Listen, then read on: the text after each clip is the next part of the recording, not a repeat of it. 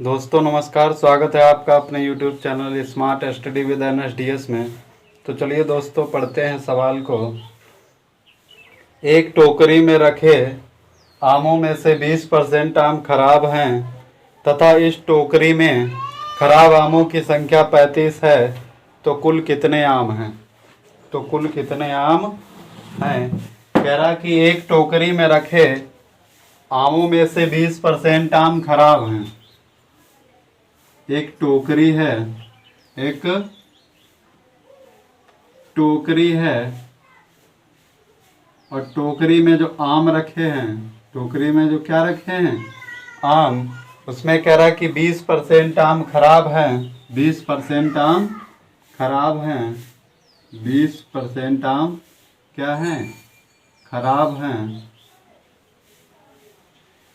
20% आम खराब हैं तथा इस टोकरी में खराब आमों की संख्या, और कह रहा है कि जो खराब आमों की संख्या है वो कितनी है? 35 है। अब बताओ, जो 20% आम खराब हैं और कह रहा है कि खराब आमों की संख्या 35 है, तो ये 20% किसके बराबर हो जाएगा? 35 के बराबर। 20% 35 के बराबर। और यहाँ से जब 1% निकालेंगे तो कितना आएगा? 35/20। 35/20।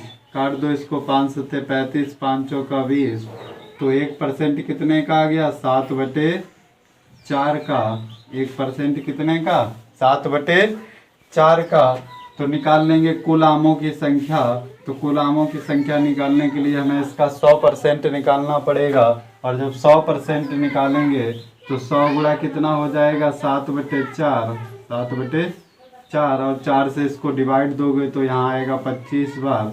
और जब 7 से 25 को भाग देंगे तो 7 पंचे 35 और 7 दूनी 14 और 3 17।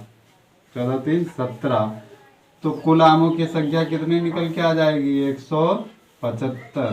कुल आम कितने हो गए? 175। आइए दोस्तों अब इसका आंसर चेक कर लेते हैं। 175 का 20% निकालते हैं। 175 का 20%। तो 0, 20 पंचे 100, 17 दूनी 34 और 1 35 और 2 अंकों के बाद दशमलव लगाएंगे तो 20% कितना निकल के आया? 35। अर्थात जो 20% आम खराब हैं तो वो कितने हैं? 35 आम खराब हैं।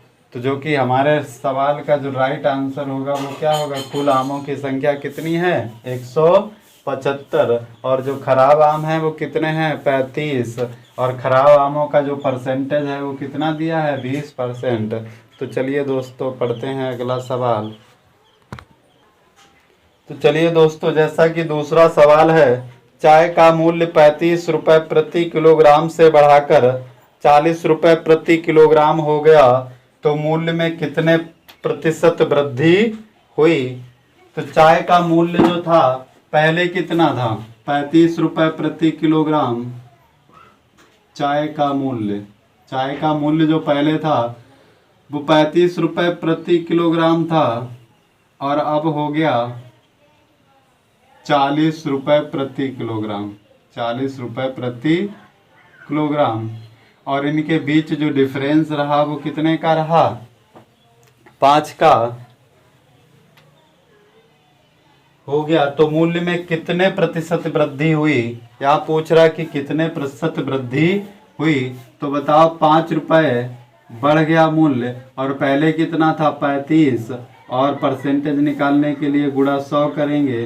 5 सत्ते 35 और जब 7 से 100 को भाग देंगे तो आ जाएगा 14 सही 2/7, जो कि इस सवाल का राइट आंसर होगा। अर्थात जो वृद्धि होगी वो कितना परसेंट होगी? 14 सही 2/7, जो कि इस सवाल का राइट आंसर है। तो चलिए दोस्तों बढ़ते हैं अगले सवाल की तरफ। लिखा है कि मिथिलेश संगीता से 20% अंक अधिक प्राप्त करती है, तो संगीता मिथिलेश से कितने प्रतिशत कम अंक प्राप्त करेगी? मिथिलेश और संगीता दो लड़कियां हैं, एक का नाम है मिथिलेश, दूसरे का नाम है संगीता। मिथिलेश और संगीता। मिथिलेश और संगीता मिथिलेश संगीता से 20% अंक अधिक प्राप्त करती है। तो संगीता ने मान लिया 100 अंक प्राप्त किए और इसने 20% अंक अधिक प्राप्त किए संगीता से, और इनके बीच का जो डिफरेंस रहा निकाल लेंगे। कितने परसेंट का डिफरेंस रहा? 20% का डिफरेंस रहा। अब कह रहा है कि तो संगीता मिथिलेश से कितने प्रतिशत कम अंक प्राप्त करेगी। तो वृद्धि कितने की हुई? 20% की, 20% की। और हमें निकालना क्या है कि संगीता मिथिलेश से कितने प्रतिशत अंक कम प्राप्त करती है। तो मिथिलेश के जो अंक आए हैं वो कितने हैं? 120%। और परसेंटेज निकालने के लिए यहाँ गुणा 100 करेंगे और इस 0 से ये 0 गया, और जब हम डिवाइड देंगे तो 2 छंगे 12, 2 पंचे 10, 2 तिया 6, 2 दसावन 20, और आ जाएगा 50/3। और जब इसको भी डिवाइड करेंगे तो आएगा 16 सही 2/3, जो कि इस सवाल का राइट आंसर है। तो अर्थात कितने प्रतिशत अंक कम प्राप्त करती है? तो 16 सही 2/3 प्रतिशत अंक कम प्राप्त करती है। कौन? संगीता। और किससे? मिथिलेश से। तो चलिए मेरे प्यारे दोस्तों बढ़ते हैं अगले सवाल की तरफ। चलिए दोस्तों समझते हैं अगला सवाल। एक गेहूं के दाम में, यदि गेहूं के दाम में 1200 रुपये प्रति कुंतल से बढ़कर 1500 रुपये प्रति कुंतल हो जाते हैं, गेहूं हैं और गेहूं के दाम थे 1200 रुपये प्रति कुंतल और बढ़कर हो गए 1500 रुपये प्रति कुंतल, 1500 रुपये प्रति कुंतल। तो बताओ इनके बीच जो डिफरेंस रहा वो कितने का रहा? 300 का। 300 का। आगे पूछ रहा है कि तो एक व्यक्ति जिसका गेहूं की खरीद पर कुल बजट 1200 रुपये ही है को कितने प्रतिशत कम गेहूं मिलेंगे। तो इनके बीच डिफरेंस कितने का हुआ? 300 का। और पहले 1200 था, फिर कितना हो गया? 1500। और परसेंटेज निकालने के लिए गुणा 100 करेंगे। इस 2 जीरो से ये 0 गए, और जब 15 से भाग देंगे 15 दूनी 30, अर्थात 20% गेहूँ, 20% क्या रही है? कमी। तो 20% गेहूँ क्या मिलेंगे? कम मिलेंगे। 20% गेहूँ कम मिलेंगे, जो कि इस सवाल का राइट आंसर होगा। तो चलिए दोस्तों इसी तरीके का एक और सवाल लेते हैं।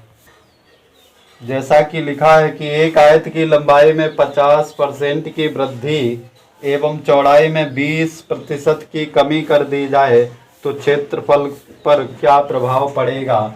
एक आयत है, एक क्या है? आयत। और आयत की लंबाई में जो वृद्धि हुई है वो हुई है 50% की। पहले था 100 और अब हो गया 150%। तो वृद्धि 50% की हुई, कहाँ पहुँचे? 150 पर। फिर लिखा है कि 20% की कमी कर दी जाए, 20% की कमी कर दी जाए। पहले था 100 और जब 20% की कमी हुई तो कहाँ पहुँचे? 80 पर। तो पूछ रहा है कि आयत के क्षेत्रफल पर क्या प्रभाव पड़ेगा। जैसा कि आप जानते हैं आयत का क्षेत्रफल जो होता है लंबाई गुणे चौड़ाई। आयत का क्षेत्रफल क्या होता है? लंबाई गुणे चौड़ाई। तो लंबाई कितनी है? 150 और चौड़ाई कितनी है? 80। और परसेंटेज निकालने के लिए ये 2 जीरो क्या कर देंगे?